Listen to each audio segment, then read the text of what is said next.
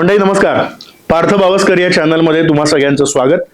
आज हा व्हिडिओ मी ज्या दिवशी करतोय तो जागतिक महिला दिन आहे आणि या महिला दिनाच्या निमित्तानं एक वेगळा विषय पुन्हा तुमच्या समोर आणायचा आहे.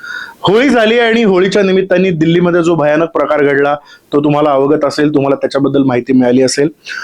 किती भयानक गोष्ट आहे बघा की एक 11 वर्षांचं पोर, 11 वर्षांची एक मुलगी आपल्या बाल्कनीमध्ये होळी खेळत असते आणि होळी खेळता खेळता चुकून तिच्या हातातनं तो रंग खाली पडतो आणि तो खाली पडलेला रंग एका शांतीदूत महिलेच्या अंगावरती काय पडतो, ते शिंतोडे काय उडतात आणि ती बाई आपल्या मोहल्ल्यातनं माणसं घेऊन येते. ही इतकी भयानक विकृती आहे मित्रांनो की ती माणसं आणली जातात आणि जो एक मुलगा तिच्या घरी आलेला असतो आणि तो अगदी होळीच्या निमित्ताने सणावाराला मुलं जशी घरी येतात तसा आलेला असतो आणि त्या आलेल्या मुलाला त्या घरामध्ये जबरदस्तीनं हे शांतीदूत घुसतात, तोडफोड करतात, शिवीगाळ करतात, मारहाण करतात आणि तोडफोड, शिवीगाळ आणि मारहाणीनंतर मित्र दुर्दैवानं त्या मुलाचा 25 वर्षीय युवकाचा त्यात अंत होतो. तो मुलगा संपतो, तो मुलगा जिवंत राहू शकत नाही. एक साधी बाई, आपण मातृरूप वगैरे जे काय सगळं महिलांच्या बाबतीत बोलतो, एक साध्या मुसलमान बाईच्या अंगावरती होळीच्या रंगांचे शिंतोडे उडाले आणि ते उडाले म्हणून जर कोणी क्षमा मागत असेल तर ती क्षमाशीलता हा जो एक बेसिक गुण असतो, तो क्षमाशीलता नावाचा बेसिक गुण कुठे गेला? त्याच्यानंतर तो सगळा मॉब येतो आणि मॉब लिंचिंगचा भयानक प्रकार होतो आणि एका तरुण 25 वर्षाच्या मुलाला जीव गमवावा लागतो. त्या आईवडिलांनी काय करायचं? साधा होळीचा रंग कोणावरही उडू शकतो आणि हे घडू शकतं ना. इतका भयानक प्रकार दिल्लीमध्ये घडतोय आणि या सगळ्याचा जेव्हा मी विचार केला तेव्हा एक दोन भूमिका आणि एक दोन मुद्दे माझ्या मनामध्ये आले. ते असे आहेत मित्रांनो की गेल्या काही दिवसांपासून मुस्लिम महिलांचा उद्रेक हा वेगळ्या पद्धतीनं जाणवायला लागलाय. मी तुम्हाला 3 उदाहरणं देतो आणि मग आपण या विषयाची सखोल चर्चा करूया. पहिलं उदाहरण म्हणजे जम्मू काश्मीरमध्ये काही महिन्यांपूर्वी एक मशीद बांधली गेली आणि ती मशीद बांधत असताना तिचा जीर्णोद्धार केला गेला. बांधली नाही, त्या जीर्णोद्धारासाठी सरकारनं काही पैसे खर्च केले आणि सरकारी पैशातनं जेव्हा एखादी वास्तू उभी राहते तेव्हा ती वास्तू उभी राहिल्यानंतर त्याच्यावरती भारत शासनाची कोनशिला लावली जाते आणि आपलं जे राष्ट्रीय चिन्ह आहे लायन कॅपिटल, ते तिथं अशोक चिन्ह, अशोक स्तंभ ते तिथे लावलं जातं, लायन कॅपिटल. ते जेव्हा तिथे लावलं जातं तेव्हा अर्थात सरकारी पैसा होता, त्यात तुमच्या माझ्या खिशातलाही काही पैसा असेल. त्या सरकारी पैशातनं जेव्हा ती मशिदीचं तिथे जीर्णोद्धार केला गेला, ते प्रार्थना स्थळ बांधलं गेलं. त्या प्रार्थना स्थळाच्या बाहेर जो तिथे शिलालेख लावला त्या शिलालेखावरती ते लायन कॅपिटल होतं आणि ते लायन कॅपिटल म्हणजे मूर्ती आहे आणि आम्हा इस्लाम धर्मियांना मूर्तीपूजा मान्य नाही म्हणून जम्मू काश्मीर मधल्या बायकांनी त्या आपल्या देशाच्या राष्ट्रीय चिन्हाला दगडानं ठेचून अक्षरशः संपवलं. दगडानं ठेचून त्या राष्ट्रीय चिन्हाची विटंबना केली. हा माझ्या दृष्टीनं राजद्रोह आहे. मुस्लिम महिला अचानक मोठ्या प्रमाणामध्ये पुढे आल्या, अचानक मोठ्या प्रमाणामध्ये बाहेर आल्या आणि त्या मुसलमान महिलांनी ही गोष्ट केली. त्याच्यानंतर आता अलीकडे आपण बघतो आहोत की आपल्या देशामध्ये समान नागरी कायदा किंवा त्याच्या जोडीला वक्फच्या दृष्टीने वक्फचं बिल जेव्हा आपल्या संसदेमध्ये मांडलं गेलं तेव्हा सुद्धा त्या वक्फच्या बिलासंदर्भात संपूर्ण देशभर मुसलमानांची जी निदर्शनं झाली, शांतीदूतांची जी निदर्शनं झाली, त्या शांतीदूतांच्या निदर्शनामध्ये सगळ्यात आघाडीला कोण असेल तर अनेक महिला होत्या. या अशा महिला आहेत मित्रांनो ज्यांना याआधी तुम्ही कुठल्याही माध्यमातून बाहेर बघितलेलं नाही. या अशा महिला आहेत की ज्यांना हेतुपुरस्सरपणे बुरख्या आड असून सुद्धा अत्यंत कट्टर अशा जिहादाचं शिक्षण दिलं गेलेलं आहे.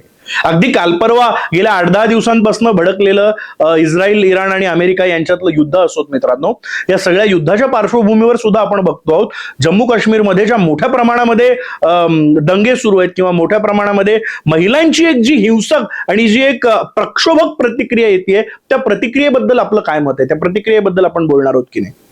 खेमोनी मारला गेल्यानंतर आमच्या पोटातलं बाळ जणू त्याच्यासाठी शहादत द्यायला तयार आहे, अशा पद्धतीच्या घोषणा या महिलांनी त्या माध्यमातून दिलेल्या आहेत. आपण ह्या सगळ्याचा विचार केला आणि आज जागतिक महिला दिनाच्या पार्श्वभूमीवर या सगळ्याचा विचार केला तर एक गोष्ट मनाला चटका लावून जाते की आपल्या हिंदू समाजातली महिला असेल 100 वर्षांपूर्वी आपण असं म्हणू की ती साडीमध्ये आणि ती पदरामध्ये गुंतलेली होती. चूल आणि मूल या व्यतिरिक्त तिला काही ठाऊक नव्हतं. पण गेल्या 200 वर्षातला एका हिंदू स्त्रीचा जर तुम्ही प्रवास बघितलात मित्रांनो तर तो हिंदू स्त्रीचा प्रवास अक्षरशः मोठ्या प्रमाणामध्ये बदललेला आहे. त्या स्त्रीनी स्वतःच्या आयुष्यामध्ये अत्यंत मूलभूत असे बदल घडवलेले आहेत आणि ते बदल सकारात्मक आहेत, प्रगतीच्या दिशेने आहेत. अगदी आपल्या कपड्यापासून, पोशाखापासून, चालीरीतीपासून, वागण्या बोलण्यापासून सगळ्यातच हिंदू स्त्रीनं केलेला लक्षणीय बदल एकीकडे, आणि त्याच्या दुसऱ्या जोडीला आपण बघितलं तर हा कसलाही बदल नाही. शैक्षणिक टक्केवारी सुद्धा त्यामध्ये फारशी बरी नाही. आपल्याला जी मूलभूत व्यक्ती स्वातंत्र्याची व्याख्या आपण करतो, त्या व्यक्ती स्वातंत्र्याच्या व्याख्येत येणाऱ्या साध्या गोष्टी म्हणजे आपण कुठले कपडे घालायचे, आपण कोणाशी बोलायचं, कोणाशी नाही, याबद्दलच्या सगळ्याबद्दलचं स्वातंत्र्य सुद्धा मुस्लिम महिलांना नाही. अजूनही त्यांच्याकडे घरामध्ये गोशा वगैरे घालून त्या बायकांना बसायला लागतं, त्याच्याबद्दल कुठलीही तक्रार त्यांची नसते. हे सगळं मागास मागास मागास होत जाणं एकीकडे, शिक्षणाची टक्केवारी कमी होत जाणं एकीकडे, पण या मागासपणाला जे कट्टरतेचं वलय मिळालेलं आहे, हा मागासपणा आहे तो दूर व्हावा. आम्हाला बुरख्यात राहायला लागतं किंवा आम्हाला एवढ्या गरमीमध्ये सुद्धा हे सगळं करायला लागतं अशी काडीची तक्रार नाही, पण या सगळ्याच्या जोडीला एक वाढणारा इस्लामिक कट्टरतावाद, इस्लामिक पुरुषांमध्ये ते नमाज पडायला जातात आणि त्यांना कलमा पडवला जातो, शिकवला जातो, हे माहितीच आहे. पण इस्लामिक माझघरामध्ये राहणाऱ्या, इस्लामिक कुटुंबांच्या घराघरात राहणारी एक महिला जर अशा पद्धतीनं उद्रेकी होत असेल, अशा पद्धतीनं इतक्या घाणेरड्या आणि हिंसक पद्धतीनं, विध्वंसक पद्धतीनं व्यक्त होत असेल, तर मग मला असं वाटतं की अवघड गोष्ट आहे. हिंदू कुटुंबामधली महिला आज शिक्षणाच्या निमित्तानं बाहेर पडली, ती सुजाण झाली आणि तिला निरक्षीर विवेक कळायला लागला. इस्लामिक कुटुंबामधली जर महिला अशा म्हणजे बरं, मला तरी फार ऐकिवात नाही ही गोष्ट की हिंदूंमध्ये स्त्रियांच्या सुधारणेसाठी जशा चळवळी झाल्या, जशी आंदोलनं झाली, तशा कुठल्या इस्लामिक चळवळी झाल्यात का आपल्या देशामध्ये? बरं, झाल्या जरी असतील तरी सुद्धा त्याचे काय परिणाम झालेत फार.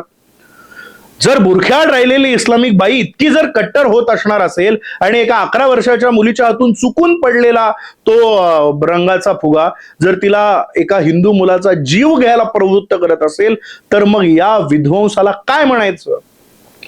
तो व्हिडिओ नंतर व्हायरल झाला, ज्या व्हिडिओमध्ये ती मुस्लिम महिला अतिशय उन्माद, उन्माद हाच शब्द योग्य आहे, माझ्या आजच्या व्हिडिओचं शीर्षकच आहे, हा उन्माद कुठून येतो? ज्या देशामध्ये तुम्ही राहता त्या देशामध्ये गंगा जमनी तहजीब वगैरे अशा गोष्टी केल्या जातात ना, मग कुठे जाते? जाहिरातींमधून तुम्हाला सांगितलं जातं की एक रंग खेळत असलेली काय म्हणतात हिंदू मुलगी किंवा हिंदू मुलगा गाडीवरनं एका मुस्लिम मुलाला पाठीवरती बसवतो आणि मशिदी पुढे ठेवतो. आमचे तथाकथित मराठी रील स्टार मित्रांनो, गणेशोत्सव आला की मग जाहिराती करतात आणि म्हणतात मुसलमानांकडनं गणपती वगैरे विकत घ्या. हे तेच मुसलमान आहेत, त्यांना हे आठवत नाही. कुठे गेले मराठीतले तमाम रील स्टार ज्यांचे मिलियन्स फॉलोअर आहेत, आणि ते मिलियन मध्ये फॉलोअर असलेले मराठी रील स्टार आता कुठे गप्प आहेत? साधा होळीचा रंग पडला अंगावरती, चुकून पडला, माफी मागतोय, तरी सुद्धा एका हिंदू मुलाचा 25 वर्षीय जीव घेण्याची घटना या देशात घडते, देशाच्या राजधानीमध्ये घडते, दिल्लीमध्ये घडते. आणि आमच्याकडचे तथाकथित रील स्टार आम्हाला गणेशोत्सव जवळ आला की काय झालं, मुसलमान मूर्तिकाराकडून मूर्ती घ्यायला काय हरकत आहे, असा शहाजोग सल्ला देतात.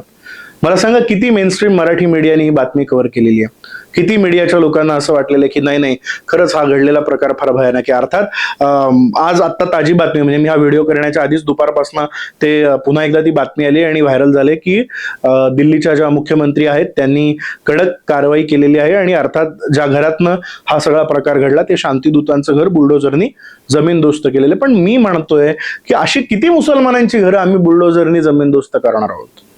असे किती मुसलमान? कारण प्रत्येक मुसलमान तसाच होत चाललेला आहे. ती मुलगी तुम्हाला सॉरी म्हणते, ती मुलगी तुमची क्षमा मागते की बाई चुकून माझ्याकडनं हे घडलं, पण तुम्ही येता आणि त्या घरातल्या एका 25 वर्ष कोवळ्या जीवाची हत्या करता साधा रंग पडला म्हणून. ही जी विकृती आहे आणि हा जो उन्माद आहे, हा मुस्लिम बायकांमधला उन्माद आपल्याला कुठे घेऊन जाणार आहे? मुस्लिम पुरुष करत असलेला लव जिहादचा प्रकार, मुस्लिम पुरुष करत असलेला लँड जिहादचा प्रकार, मुस्लिम पुरुष करत असलेला थूक जिहादचा प्रकार, असे जिहादाचे 10 प्रकार कधीतरी आपल्या युट्यूब चॅनलच्या माध्यमातून त्याच्याबद्दल बोलूच आपण. पण मुस्लिम महिलांच्या माध्यमातून आता मध्यंतरी मी माझ्या 1-2 व्हिडिओमध्ये त्याच्याबद्दलही बोललो की या त्याच बोरख्याआडच्या मुस्लिम महिला आहेत की ज्या हिंदू मुलींना आपली मैत्रीण बनवतात आणि मग आपल्याच बंधूंशी त्यांचं संगनमत करून देतात, त्यांची मैत्री करून देतात, आपल्या भावाशी त्यांची मैत्री जोडून देतात, आणि ती मैत्री जोडून दिल्यानंतर मग त्या मुसलमान मुलांकडनं ते हिंदू मुलींवरती अत्याचार केले जातात. ही तीच मुस्लिम महिला आहे मित्रांनो की आज अनेक मुस्लिम महिला अनेक बुरख्यांच्या आड आणि गोशाच्या आड गुरफटलेल्या मुस्लिम महिला आहेत की ज्यांच्याकडे त्यांच्याच नातेवाईकांकडनं त्यांच्यावरती अत्याचार होत आहेत.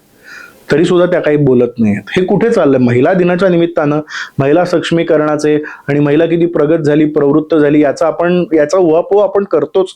हिंदू महिलांच्या बाबतीत या सगळ्या गोष्टी आहेतच, पण मुस्लिम महिला जर अशी वर्षानुवर्ष आणि दिवसेंदिवस कट्टरतेकडे झुकत असेल, हा उन्माद जर त्यांच्या मनामध्ये वाढत चालला असेल, तर याबद्दल कोणी बोलणार आहे का? सगळे मराठी चॅनल्स यापासून गप्प आहेत. सगळे मराठी चॅनल याच्याबद्दल आवाज उठवायला तयार नाही. त्या 25 वर्षाच्या मुलाच्या आईवडिलांनी काय करायचं याच्याबद्दल कोणी बोलायला तयार नाही. पण आम्ही तो विचार करतो आहोत मित्रांनो. म्हणून आज या जागतिक महिला दिनाच्या निमित्ताने, आणि अरे जागतिक महिला दिन काय हो, तो एका दिवसापुरता साजरा करायचा आणि नंतर काय अशातला भाग नाहीये मित्रांनो.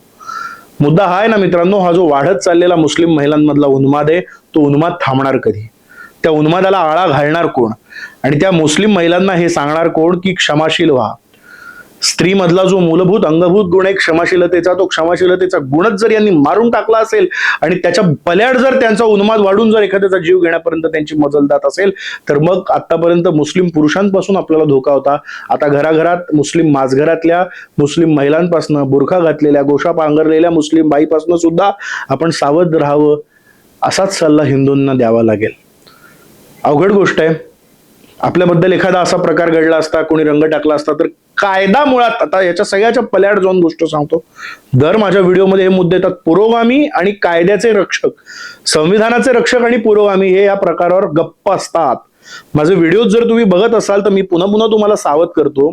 मी जाहीरपणे हिंदुत्ववादाची भूमिका घेतो, मी जाहीरपणे याबद्दल थेट बोलतो, म्हणून आमच्यावरती उजव्या विचारसरणीचे असा पगडा घालतात. पण मित्रांनो, डाव्या विचारसरणीचे जे तथाकथित लोक आहेत की ज्यांना सत्याची चाल राहिलेली नाही, अशी माणसं, संविधान वाचवा असं सांगणारी माणसं, कारण कायदेशीर प्रक्रिया आहे ना. तुझ्या अंगावर जर गुलाल टाकला जातोय, तुझ्या अंगावर जर पाणी उडवलं जातं, तो जा पोलीस स्टेशनमध्ये आणि तक्रार दे. एवढ्यात जर तुझ्या भावना दुखावल्या गेल्या असतील तर तसं होत नाही. आमच्या देशामध्ये कायदा हातात घेतला जातो, त्याच कायद्याची, त्या संविधानाची पायमल्ली केली जाते, तो कायदा पायदळीत उडवला जातो आणि एका 25 वर्षाच्या मुलाचा अंत होतो. आज जी बुरख्यातली स्त्री तुम्हाला सोशिक वाटते ना, आज जी बुरख्यातली स्त्री तुम्हाला सहानुभूती वाटते ना तिच्याबद्दल, की नाही नाही हिला किती सहन करायला लागते, ती बाई, त्या बाईची मजल जर इथवर जात असेल तर वेळी जागं होणं आवश्यक आहे. म्हणून तुम्हाला सांगतो की असले प्रकार उद्या आपल्या सुद्धा घरामध्ये ही गोष्ट घडू शकते. म्हणून आपण सावध होणं आवश्यक आहे. म्हणून या विषयाचा उहापोह करणं आवश्यक आहे. म्हणून या विषयाबद्दल चर्चा करणं आवश्यक आहे. हिंदू स्त्रीची 200 वर्षातली भूमिका, प्रगती आणि मुस्लिम स्त्रीचं हे उन्मादी होणं, कट्टर होणं हे अतिशय भयानक आहे. आणि या 4 घटना त्याचं द्योतक आहेत. एक म्हणजे काश्मीरच्या मशिदीच्या बाहेर त्यांनी केलेला हल्लाबोल, त्याच्यानंतर वक्फच्या जागेच्या वेळेस त्यांनी दिलेल्या त्या सगळ्या भयानक प्रतिक्रिया, आता इराणच्या युद्धाच्या वेळेस आमच्या पोटातलं बाळ त्याच्यासाठी हुतात्मा होईल, शहीद होईल, याच्यासाठीच ते, आणि आता हे, या 4 घटना हिंदू समाजाने गंभीरपणे घ्यायला पाहिजेत. ही तुम्हा सगळ्यांना कळकळीची विनंती आहे आणि ही गोष्ट अनेकांपर्यंत पोहोचवली पाहिजे. कारण कुठलाही मेनस्ट्रीम मीडिया हे दाखवत नाही, कुठला मराठी मीडिया हे कव्हर करतोय मला सांगा? नाही, कोणाला वेळ नाहीये.